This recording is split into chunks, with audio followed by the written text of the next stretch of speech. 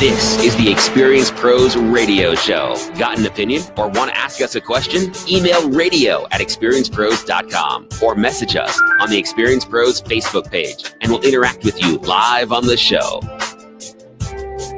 Welcome back to the Experience Pros Radio Show. Thank you for taking time out of your day to join us for ours. How many 5-syllable words do you know? How many 5-syllable words do I know? I probably know 5. I'm going to throw one at you right now. All right. Cryptocurrency. I've heard of it. Yeah. Although, has it burst? Have you What? seen the news recently? Well, hopefully our expert guest today is gonna give us some answers to all of this cryptocurrency. I know it sounds like so sci-fi and James Bond. it really does. Mhm. Well, our expert guest today is Elliot Prechter with Elliott Wave. He head of computer analysis at Elliott Wave International. His company recommended Bitcoin to subscribers when it was at 6 cents. Come on. And if you were lucky to get in on Bitcoin then, you could have been sitting on a gain of more than 200,000 times. They provided the first financial publication in the world that discussed Bitcoin when it was traded at 6 cents back in 2010. And he says amidst obscurity, skepticism, and disinterest, they explained the currency and said it had great potential. But what about today? Elliot Prechter, welcome to the Experience Pros Radio Show. Hi, how are you doing? Doing good. Elliot, we're doing fine, but I got to ask the question that all of America is now wanting to know. You suggested buying Bitcoin. You recommended it to your subscribers when it was at 6 cents. Did you buy in at that level? Yeah, me and a few other people were buying, and some of our subscribers purchased some at the 6 cents level. You and the Winklevoss twins. It certainly was not a huge amount, and not anywhere near what I think a lot of people imagine people bought. The story I love to tell is about the Bitcoin pizza guy, which was really, really infamous, where he spent 10,000 Bitcoins on a pizza. Oh. So it's easy for people to forget that, hindsight bias is one thing, but at the time, Bitcoin was a lot of fun. It was very exciting technologically. Certainly thought it had huge potential. I did not see it going to 20,000, although we did see it going to around $100 plus at the time. So is that where it's trading now? Is it around 20,000?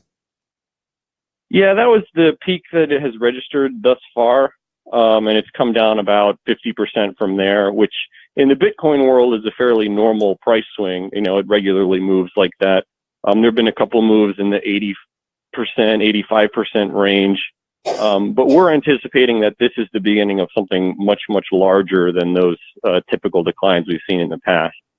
All right. So yeah, I know you were encouraging it. You were saying that, if you got in 2010, it had great potential, but with today's prices, is the risk too great? Yeah, we think there's a lot of stuff going on that means that right now it's not really a good time to buy it. One of those things we like to look at is just the psychology of what people are doing. And usually when something is a good investment, it's something with a huge fundamental potential behind it, but not many people recognize it, or they ignore it, or they're just generally disinterested. And that's when the prices are usually at their cheapest. And then now what we're seeing today is people doing some really unusual and crazy stuff.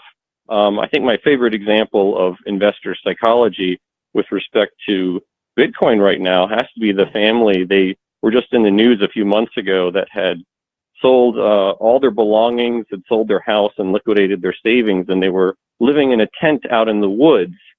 Basically, they put all of that into Bitcoin, and they're just waiting to become rich. And it's something that's reminiscent of the 1920s, what people were doing, when they invested in stocks. So Sure. Definitely reached peak ridiculous investor behavior. Well, and investors can be ridiculous, and the risk is so enormous, especially in cryptocurrency, which is nothing more than ones and zeros, really.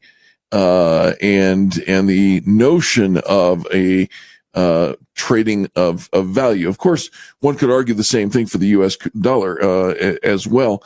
Let's talk about where is it going? Are we going to see cryptocurrency and that simply digital online currency continue its rise, I believe that the trends are going to see, we're going to see some more cryptocurrency, whether it's Bitcoin or something else. What do you say to that? I think you're absolutely right. I mean, I have my view depends on the time frame you're talking about.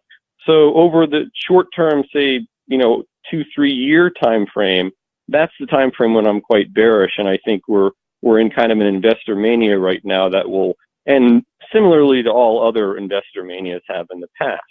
But that said, I also look at it as a lot like the internet in 1999. We had this crazy mania going on in internet stocks that, of course, ended very badly for a lot of people. And yet at the same time, after the dust settled, the internet went on to take over the world. And, we had major growth in that area with social networking and things like that. So that's exactly where I put these technologies. I think there's some fundamental reasons the technology is not really ready yet, mainly that it can't scale very well. But I think eventually all these hurdles will be overcome. So if you're looking at a 10-year time frame or more, I would say I could see crypto being very widely used. Interesting. All right. And one last question for you, maybe. What you talk about somebody called the Lambos. What are Lambos? Lambo, yeah, it was a term a friend of mine who's been more actively trading them was talking about, and I had to stop him because, like you, I didn't know what that meant. Right. He said, "Oh, Lambo, that's for new people who've never bought a crypto coin before, and they want to know the time to Lambo." I was like, "Well, what's that?" He says, "Well, it's the amount of time that passes after you buy one of these new coins till when the price goes so high that you cash out and buy a Lamborghini." Oh my! And what's the answer? Well, I mean, the answer is that says it all right there about what's going through people's minds, that these are not exactly experienced investors that are being very cautious. Yeah. And the year is 2542. Anything like that. Wow. I think we all want to know how that's going to be the new term we're all going to use. Yeah. So when do we Lambo? I want to know when do I Mazda for my Mazda. For your Mazda, your Hondo, my Hondo. For your. Hey, Elliot, where do our listeners connect with you and maybe follow you and your work? Probably the best place would just go to ElliotWave.com, and we got a lot of stuff there about cryptocurrency. If you're interested in that in particular, it's ElliotWave.com/Bitcoin. All right, ElliotWave.com/Bitcoin.